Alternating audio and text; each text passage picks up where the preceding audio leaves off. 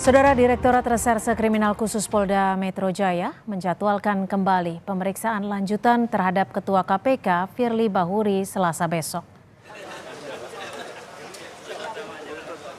Polda Metro Jaya menjadwalkan kembali pemeriksaan terhadap Ketua KPK Firly Bahuri sebagai saksi atas kasus dugaan pemerasan terhadap mantan Menteri Pertanian Syahrul Yassin Limpo. Kapolda Metro Jaya Irjen Karyoto mengatakan penyidik sudah melayangkan surat panggilan kepada Ketua KPK Firly Bahuri untuk diperiksa kembali.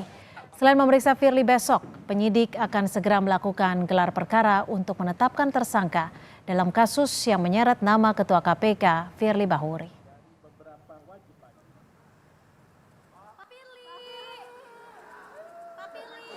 Dasar panggilan kan besok. Kita lihat aja besok datang atau enggak kan gitu. Tapi besok katanya Firly juga kekeh untuk pemeriksaan Dewas, Pak, di tanggal 14 itu gimana?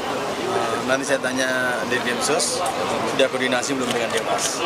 Tapi kalau yang sudah betul-betul terisu ya dari Polda Metro untuk panggilan besok. untuk naik ke penyidikan belum ada tersangka nih, Pak. Ini gelar perkara tersangkanya kapan, Pak, berarti, Pak?